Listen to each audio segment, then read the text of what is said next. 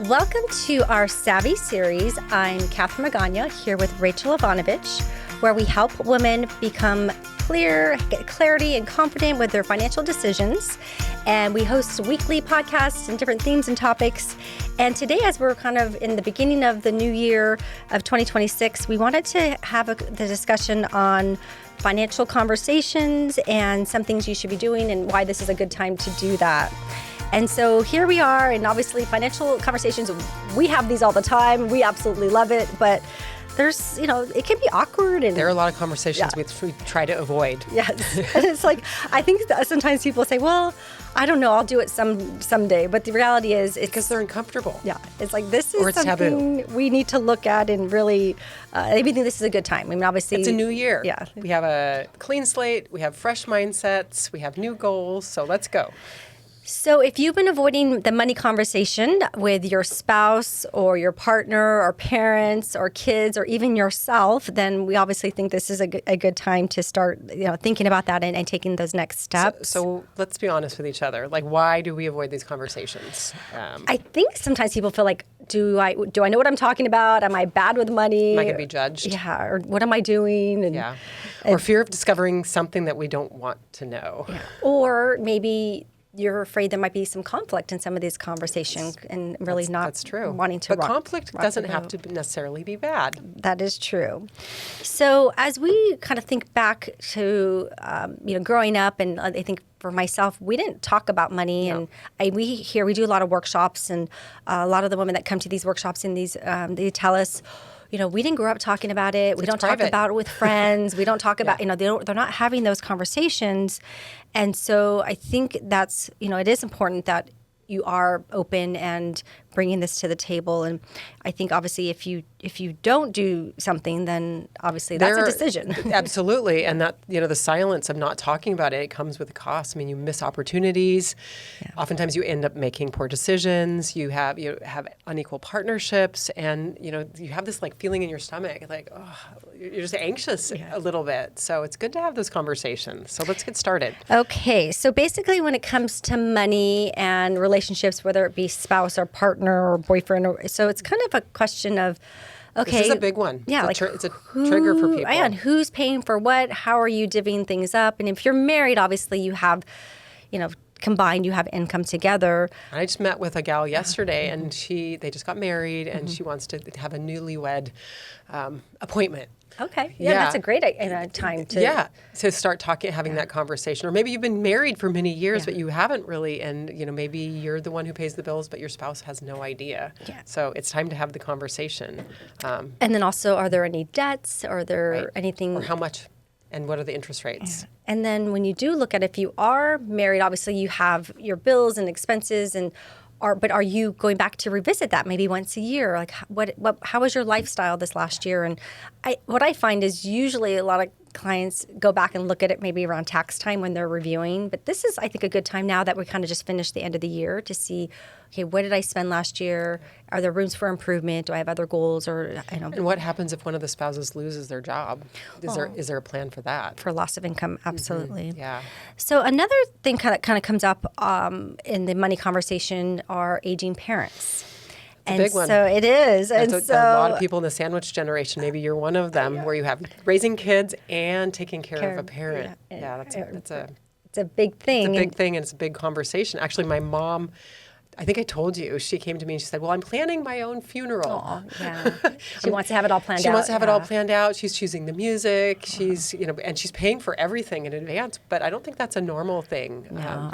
I know of a handful of people that have done something like that, but not a lot. And it's definitely something. But she told me where her documents are. So it's important for you to know where your parents' trust or will and all of their documents are. Passwords. It's a big deal. And what are their wishes? Yeah. And, where's the power of attorney? And do you actually know about your parents, how long their money will last? Yeah. Will you have to help? And then another thing to think about is if they're kind of phasing into aging, what do you want to do later? Do you want in-home care? Do you want assisted living? There's a lot of other things to consider. And we have those conversations with some clients, and they want to know, can I, if I sell my house, can I go live here? Will this work for me? And the reality is it is case by case, which we talk about, but it's also, that's a lifestyle that you have to decide, in advance. Yeah. Do I want to be somewhere with other people and have that care, or do I want to be in my home? And everybody's different. Everybody has a different view, philosophy, and wants. And so those, I think, conversations you need to have in advance. Otherwise, your kids or grandkids are going to make those decisions for you. Talk to your parents about them, because if you don't know what their wishes are, then when you're in that situation, I know it's morbid, but if you avoid it, it creates a lot of chaos later. We've seen that a lot. Yeah.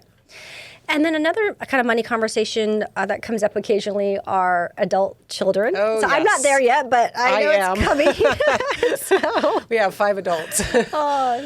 So it's just definitely, I could speak to this topic all day long, but a lot of questions that people ask me is, how did you get your kids out? How did you get them to move? It's really about setting expectations with them when they're young too. And, are you supporting them financially into adulthood? I mean, it is more and more expensive, and, our youngest actually still lives at home, and one of our goals for him is to for him to be able to buy a home. One of our oldest is wants to know, will I ever be able to afford a home? I won't be able to afford a home in California, and so had to several of them moved away. But having those conversations with them and finding out what their wishes are, but also having boundaries so that you're not saving for retirement because you're taking care of them. You're taking care of them. So you definitely need to set some boundaries, as it pertains to that. Our youngest, like I said, is living with us, but he's paying us a minimal amount of rent, and we're saving it. Don't listen to this podcast. You're like, wait. I know. But we plan on giving it to him when he actually buys the house, so that he'll have that for closing costs. But he has been saving. That was one of the caveats, is you have to have a full-time job, and you have to save a certain percentage of that towards a down payment on house. So we have had a situation where we had a client. She is retired. She has enough income. She has enough assets. She's kind of living her life. Well, then, unfortunately, her daughter ended up going through a divorce, and then the daughter needed some help, and so it ended up being, it's a financial commitment now for her to help them, and it's not even just the daughter now; it's the grandkids, and so it's one of those things. She has enough for herself? Does she have enough to pay for everybody for the rest of her life? Probably not, but it's important to have the conversation. But she has enough to take care of in the short term and help them, and that's if that's important to you, then you have to factor that into the plan. But it's one of those things that you don't realize certain things happen. Life happens, and that's why we always say, come back, let's revisit your plan. Has anything changed? Let's look at the numbers. And have the conversations. Yeah, but at the end of the day, it's also it's a family member, it's a daughter, it's an emotional decision you want to help. And so things like that do come up, and it is important to look at that from a planning perspective. And then what about your own future? So so here we are. People are living longer and longer. Exactly. So I was just looking at the Journal of the American Medical Association, and there it says that women are living 5.8 years longer than men, and that's as of 2021. And the average woman lives to age 81, and the average man lives to age 76, which kind of seems kind of low to me as because well. I am seeing clients living to 90s. 90s and even 100. And so obviously, do you have enough? Will it last? And those are the conversations that we typically have. And also those that are phasing into retirement. If you're retiring at 60, 65, or 70, a lot of years there. You need your money to last. So that's where looking at longevity and financial planning is important, and looking at what kind of life do you want to live in the future. Yeah, and we've actually had several clients come in this last year who have been laid off from jobs, or there was job restructurings and so on, and they want to say, well, I've really enjoyed having this time off. Can I actually be retired at this point? And they're in their late 50s, early 60s, and so it's really important to have a plan to make sure that, do you have a plan that works if you don't go back to work? Actually, do you have enough? Okay, so why is January the perfect time to kind of have these conversations, right? I know. It's like we were just talking about that. We're midway into the year. We have our goals. We're super excited. Well, I know I was talking to you this morning about the quitting day. Today's quitting day, apparently, with the people's goals. They said, it's a fresh start. We got new goals. We got new energy. And then then January 15th hits and people are like, oh, well, I'll go back to my old habits. Yeah. But January is a great time for a fresh start. Yes.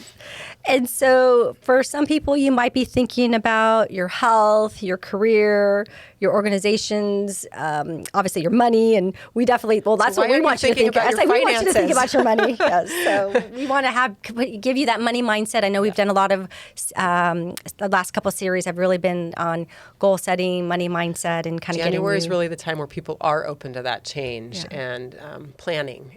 And kind of thinking, what am I going to do differently this year? And I think, even for myself, beginning of the year, we had our goals, and now, even like you said, we're midway, of the year, and I just went back and said, okay, we decided to add a little bit more to the education planning for the kids. That's still one of our goals, to provide some money for them, but I'm not going to fully pay for it. But still, I think, like I mentioned, college is coming soon. It's coming. The twins, it's their birthday today. They're 17, so I have a little bit of time, of time left.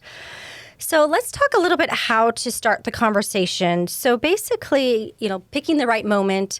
Not when you're about to go to bed or right when you're running out the door. Yeah, or if you're in a fight. My husband loves to do that. I'm like dressed, I'm ready to go, I have my purse over my shoulder, and then he like drops the big question about something. I'm like, do you really? Do this right now? Out the door. Yeah. It's like finding the right time is important. Not when you're tired. Yes. Yeah. And then I think, looking at, how would you question this? So you can say, I want to be more in line together, or let's review, or let's look at this together. Don't say you don't ever tell me anything. Yeah, or why, or how come, and it's just coming from a place Start with curiosity. Yeah, I think that's, I think you want to know, and why do you want to do something like this is, I think. Want to feel secure, or I want peace of mind. Yeah. And so it doesn't mean you have to have this big meeting and cover everything all at once. Maybe you break it up into... Pick one thing. Yeah, like weekly or monthly, but we definitely feel that it's a conversation. It's not a confrontation. Yeah, it's more really coming from a place of change and unity as a partner. I like that. Yes. Okay, so basically, as you step into these financial conversations, we want you to be more confident in your decisions. We want you to have more control, better relationships, and less anxiety. Yeah, and so we definitely feel that, knowledge is power. We actually do host a lot of education workshops on top of these series. Silence can be expensive, so have the conversations and keep them open dialogue. And we do have a workshop coming up next week, our Savvy Woman Invest on Purpose, which 22nd. is on January 22nd at 5:30. So, and that's a good good start of the year if you kind of want to get your foot back into thinking about your finances and your purpose and your money. Don't give up on your goals. Yes, that's for sure. 2 weeks in. It's like, wait a minute. It's interesting that they say that people are already... I know, it's second week of January. I couldn't even believe that. Yeah.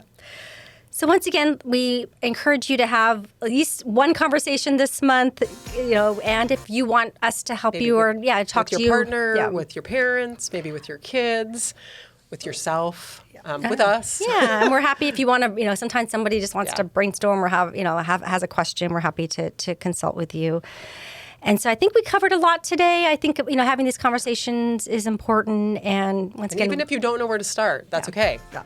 And I think for me, I know or even for yourself, is we're around money. We talk money because we see it every day. But we do hear from some of the women that we meet with and hear from that, they don't. This is scary for them. It is, and it can be scary. So we want it to be fun and encouraging, and we're here to help you and guide you along the way.